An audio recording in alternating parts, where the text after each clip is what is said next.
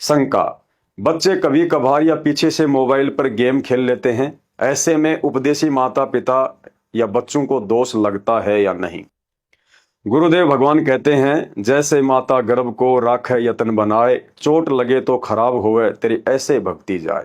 अर्थात भक्ति मार्ग में सफल होने के लिए उपदेशी माता पिता ने बच्चों को लेकर भी बहुत सावधानियां रखनी होंगी, क्योंकि छोटे बच्चे माता पिता के अधीन होते हैं। बचपन से बच्चों को जैसी दिशा मिलती है वो वैसा ही बन जाता है। बच्चे का दिमाग कोरे कागज की तरह होता है। अतः सर्वप्रथम तो उपदेशी माता पिता की जिम्मेदारी बनती है कि बच्चों को गुरुदेव द्वारा सत्संग में वीडियो गेम या कार्टून ना देखने संबंधी बताए गए नियमों के विषय में बार बार समझाते रहें। यदि बच्चा फिर भी जिद करता है तो माता पिता ने बच्चे के आंसुओं को देखकर भावनाओं में बहकर मोबाइल हाथ में नहीं थमा देना है। गुरुदेव भगवान ने बताया कि बच्चे नादान होते हैं, उन्हें ज्ञान की भाषा कम और डर की भाषा अधिक समझ में आती है। अतः बच्चों की और खुद की मर्यादा टूटने से बचाने के लिए यदि बच्चे जिद भी करें तो हल्की फुल्की पिटाई भी कर सकते हैं, ताकि बच्चे को भय बना रहे। लेकिन गुरुदेव ने बताया कि गुस्से में आकर शरीर के कोमल अंगों पर चोट नहीं मारनी चाहिए। शंका। यदि बच्चे माता पिता के पीछे से मोबाइल लेकर वीडियो गेम या कार्टून देखते हैं तो क्या करें। यदि उपदेश प्राप्त माता पिता के पीछे से बच्चे इस तरह की हरकत करते हैं तो उपदेशी माता पिता की जिम्मेदारी बनती है कि इस बात का पता चलते ही बच्चों को किसी भी तरह से धमकाना और डराना आवश्यक है। और यदि आपको पता है कि बच्चा पीछे से मोबाइल में गेम या कार्टून देखता है जो कि गुरुदेव की भक्ति मर्यादाओं के खिलाफ है, तो मोबाइल पर स्क्रीन लॉक या फेस लॉक लगा कर रखें। शंका।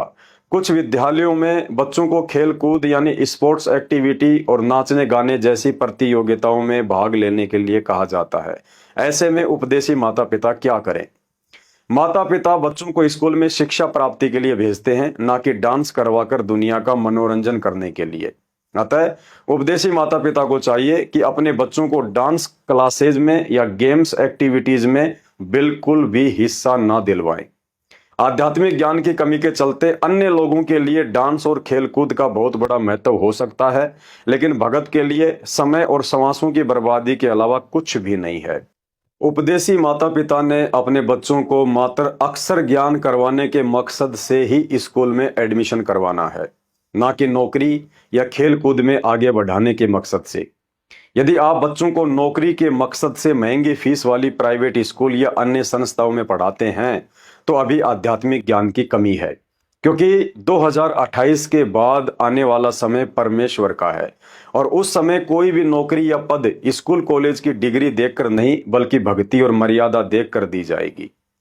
पूर्ण परमात्मा सतगुरु रामपाल जी भगवान को पता था, यदि शिक्षा के बदले इन ज्ञानहीन इंसानों को नौकरी का लड्डू नहीं फेंका जाएगा तो कोई भी माता पिता अपने बच्चों को स्कूल में नहीं भेजेंगे, क्योंकि 21 ब्रह्मांड स्वार्थियों का लोक है। बिना स्वार्थ के इस गंदे लोक में कोई किसी का सगा बनकर नहीं रह सकता।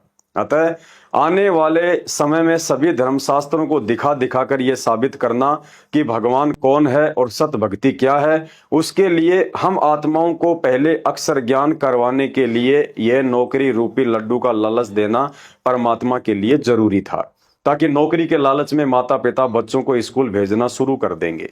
यदि वर्तमान में शिक्षा के बदले नौकरी ना होती तो कोई भी माँ बाप अपने बच्चों को जेब से पैसे खर्च करके नहीं पढ़ाता। और यदि वर्तमान की पिछली पीढ़ी में स्त्री पुरुष अनपढ़ रह जाते तो पुनः 650 साल पहले की तरह शास्त्रों में लिखित ज्ञान से अनभिज्ञ होने के कारण, भगवान और भक्ति की पहचान ना हो पाने के कारण पूर्ण मोक्ष से भी वंचित ही रह जाते।